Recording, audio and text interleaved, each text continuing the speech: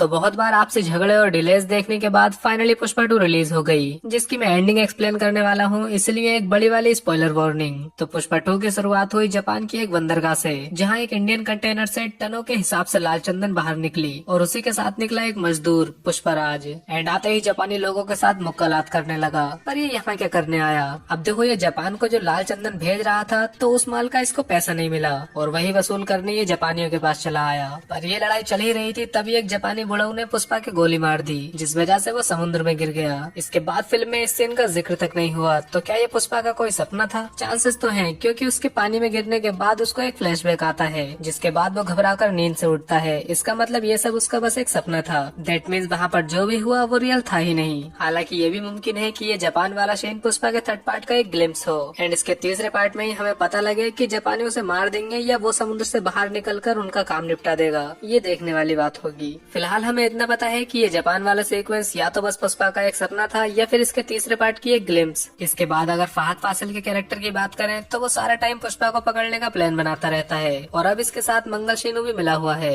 हालांकि बहुत ज्यादा कोशिशों के बाद भी ये पुष्पा का लाल चंदन पकड़ नहीं पाता। एक बार तो ऐसा लगा जैसे पकड़ ही लिया, पर नहीं पकड़ पाया और न ही मंगल शीनू अपने साले का बदला ले पाया। इन दी एंड जब भंवर सिंह शेखावत पुष्पा का कुछ नहीं कर पाया तो वो डिसाइड करता है आग लगाने का उन लकड़ियों को जो उसने लाल चंदन समझकर पकड़ी थी और उनके साथ खुद भी वहीं जलकर मर जाता है अपने नाकामयाब होने की वजह से। अब हालांकि उसको आग में जलता हुआ दिखाया नहीं गया, बस वो जिस बिल्डिंग में था उसमें एक धमाका हुआ और वो कोलैप्स हो गई। अब लगा तो यही कि ये चोर पुलिस का खेल इसी के साथ खत्म हो गया, लेकिन पिक्चर की एंड में मैंने एक ऐसी डिटेल नोटिस की जिससे लगता है कि भंवर सिंह जिंदा बच गया और उसके बारे में अभी थोड़ी देर में बात करेंगे। फिलहाल हम बात करेंगे हामिद की, जिससे पुष्पा मिलने आया। दरअसल हुआ कुछ यूँ कि पुष्पा मुरुगन को भी पार करके डायरेक्ट खुद डील करने आया है हामिद के साथ। पहले पुष्पा मुरुगन को माल बेचता था, लेकिन अब वो मुरुगन से माल खरीदता है। मतलब सभी डीलर्स जो भी लाल चंदन बेचते हैं उनसे सिर्फ पुष्पा ही माल खरीदता है, इसलिए वो हामिद के पास डायरेक्ट माल बेचने आया। लेकिन ये हामिद है कौन? तो हामिद दुबई का एक बहुत बड़ा रईस ज्यादा, मतलब एक बहुत ही पावरफुल बिजनेसमैन है जो कि इनकी तरह ही लीगल बिजनेस करता होगा, तभी वो स्मगल की हुई लाल चंदन खरीद रहा है। अब पुष्पा स्पेशली हामिद के पास इसलिए आया ताकि ये लाल चंदन और भी ज्यादा रेट में बेच पाए एंड ये डील सक्सेसफुल हो भी गई। 1 टन माल 2.5 करोड़ रुपए में और टोटल माल है 2000 टन, यानी 5000 करोड़ रुपए की डील हुई इनकी। पर लाल चंदन तो जापान जाता था, उसका क्या हुआ?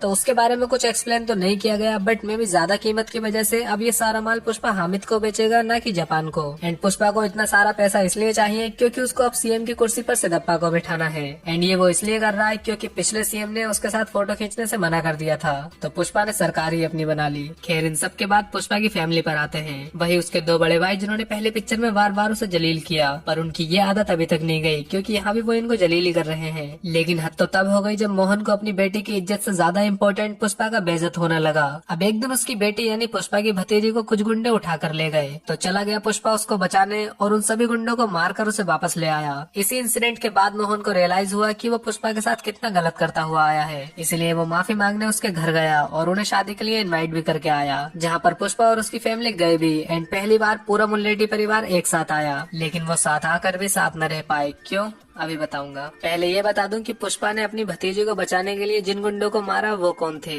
तो सिद्धप्पा सीएम की कुर्सी मांगने पार्टी के स्टेट इंचार्ज वीर प्रताप रेड्डी के पास गया था। फिर पुष्पा ने प्रताप रेड्डी को 25 करोड़ रुपए भी दिए, तो उसने बना दिया सीएम सिद्धप्पा को। तो पुष्पा की भतीजी कावेरी को जिस गुंडे ने उठाया था वो वीर प्रताप रेड्डी का ही भतीजा था और जब पुष्पा उन सबको मार रहा था तब प्रताप रेड्डी का छोटा भाई यानी कि उस गुंडे का बाप भी वहाँ पहुँच गया एंड पुष्पा ने उसके सामने ही उसके बेटे को मार दिया, जिस वजह से गुस्से में आकर उसने कावेरी के कनपटे पर गन रख दी। तो पुष्पा ने उसका भी गेम बजा दिया। मतलब वीर प्रताप रेड्डी के छोटे भाई और भतीजे दोनों को ही पुष्पा ने मार दिया, इसलिए अब वो भी पुष्पा का दुश्मन बन चुका है और अभी तक जो पॉलिटिकल पार्टी का सपोर्ट पुष्पा को मिल रहा था अब शायद वो भी नहीं मिलेगा। लेकिन अब सिद्धप्पा का क्या होगा? उसको तो सीएम पुष्पा ने बनाया, तो अब वो पुष्पा का साथ देगा या अपनी पार्टी का, वो तो अब अगले पार्ट में ही पता लगेगा। तो अब बात करते हैं मुल्लेटी परिवार के रियूनियन पे, जहाँ कावेरी की शादी पर सब एक हो चुके हैं, लेकिन तभी वहाँ पर होता है एक बॉम्ब ब्लास्ट, जिसमें कौन मरा और कौन बचा ये तो पता नहीं लगा, लेकिन ये बॉम्ब फोड़ा किसने उसकी कमर जरूर दिखा दी, जिसके कपड़े देखकर तो ऐसा लग रहा है जैसे ये बंदा दुबई का हो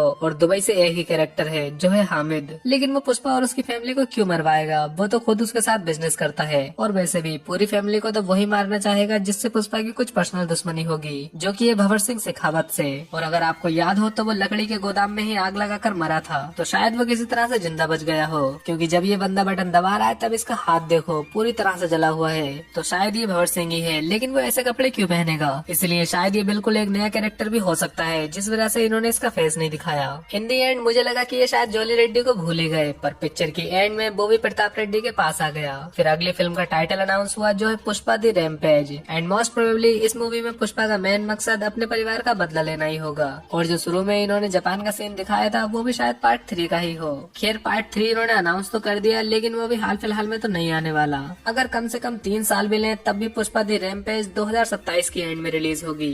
एनीवे ये थी पुष्पा दी रूल की एंडिंग एक्सप्लेन। बाकी मैंने कॉपी यूनिवर्स को भी एक्सप्लेन किया है, तो वो वीडियो सामने क्लिक करके देख लेना। बाय।